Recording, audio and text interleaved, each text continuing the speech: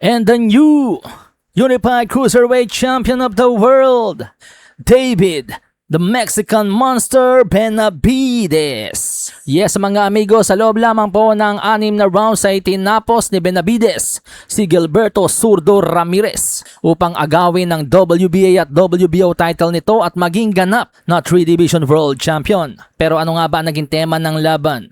Well mga amigos, from start to finish po dinomina ni Benavides ang laban. Sa laban kitang-kita na siya ang mas mabilis, siya ang mas malakas, at siya rin ang mas maraming bumato ng suntok. Kilala si Zurdo Ramirez na never been knocked down. Matibay po ang panga nito. Pero sa round 4 po nagawang pabagsakin ni Benavides ang binansagang Zurdo. Nabasagan din yata ng ilong ni Benavides itong si Zurdo, duguan, bago tuluyang pinaayaw sa round 6. Sa pamamagitan ng speed, power at malulupit na kombinasyon, pinasuko po ni Benavides itong si Ramirez. Basag ang ilong, magaang mata, at hindi po talaga siya makasabay sa bilis at lakas ni David. Kung hindi po siya aayaw sa laban talagang baka mas lumala pa ang kanyang sasapitin. Sa ngayon, nag-improve na po ang kartada ni Benavides sa 32-0 with 26 knockouts. At sa aking opinyon, mukhang karapat dapat na itong ilagay sa top 5 ng pound for pound rankings. Sa iba pang laban, naagaw naman po ni Jaime Munguia ang WBA World Super Middleweight title kay Armando Resendiz sa pamamagitan ng 12-round unanimous decision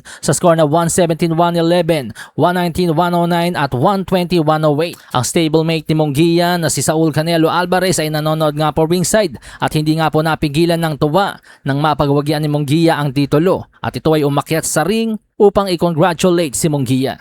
Dikdikan naman po naging laban ni Tashiro Angel Fierro at Oscar Duarte, kung saan sa score na 116-112, 115-113 at 112-116, wagi po sa pamamagitan ng split decision si Oscar Duarte. Grabe po yung laban mga amigos, halos walang yakapan, talagang walang ilagan, suntukan na suntukan. Ito yung mga gustong laban ng mga casual fans. May mga moments din na nahilo si Duarte sa laban, duguan ng tenga, pero nagawa pa rin manalo sa laban kung saan nakapagpatama nga po siya ng 229 total punches laban sa 203 lamang ni Fierro.